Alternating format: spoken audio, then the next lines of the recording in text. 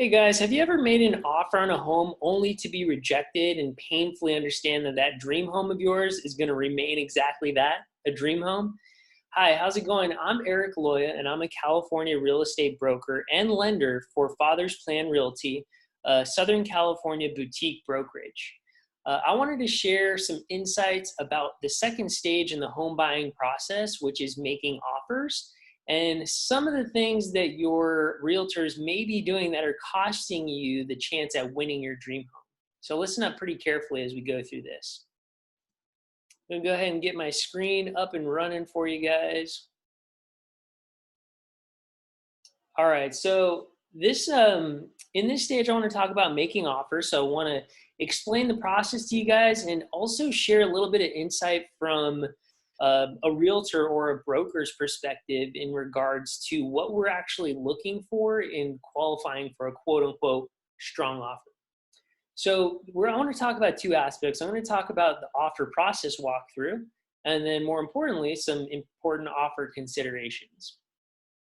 So the first aspect of is the offer process walkthrough. So when you guys are in this stage, you've secured your lending or your loan amount to purchase your next home. And if you guys haven't received anything like that, or you don't know where to start, take a look at my last video in which I talk about step one of the home buying process, which is securing your financing. So in this stage of making offers, here's how the process works out. So you view a home, you like a home, you write the offer, right? In that offer, you're going to negotiate terms with the seller of the property.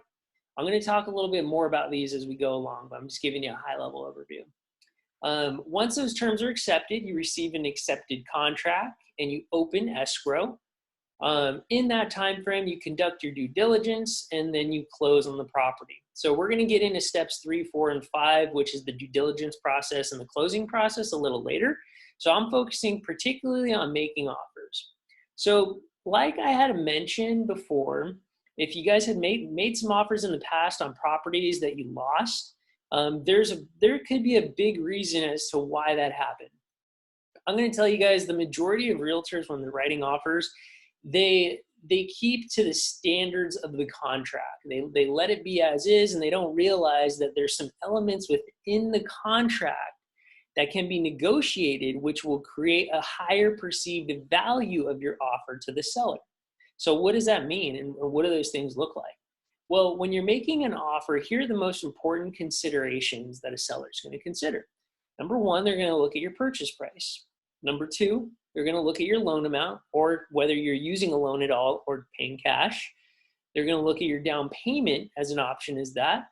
They're going to look at your initial deposit, which is actually a refundable deposit. I've had people ask me before, hey, if I put this down payment down, am I going to lose it? Like, what's going on? There's provisions within the contract which allow it to be refundable as long as your agent knows what they're doing. So it's important you work with someone that's experienced. And in regards to that, really what we're looking at are the contingency timelines. So these are the aspects that are most important in the contract, right? So they're looking how long is it going to take you as a buyer to do a physical inspection, to do an appraisal if it's contingent on an appraisal.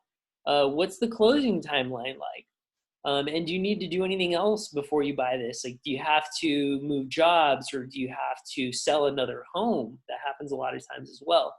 So really where the strength in the offer comes from is in shortening these timelines. So the faster that you can close, in a sense, the higher the deposit, which even though it's refundable, the higher the money you put towards the property, the more skin in the game your seller is going to think that you actually have, even though it is refundable. It's a perceived value kind of thing. Of course, purchase price still matters. We haven't really seen real estate values impacted from the coronavirus quite yet. Again, this is a completely different ballgame, and that's another training I'm going to get into altogether in regards to the real estate market and the pandemic. But things are pretty tight right now. Nonetheless, contingency timelines, these are things that you're going to want to pay attention to. So those are items that you want to take a look at. Again, talk with your realtor in regards to structuring the proper contract.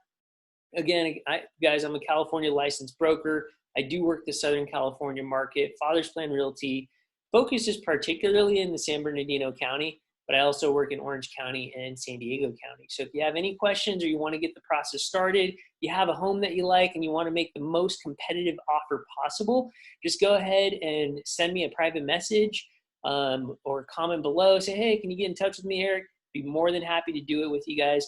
Again, that's the process of making offers. It's pretty straightforward. We're going to get into the depths of those a little bit later, but there you go. That should help you guys out in step 2 of buying a home.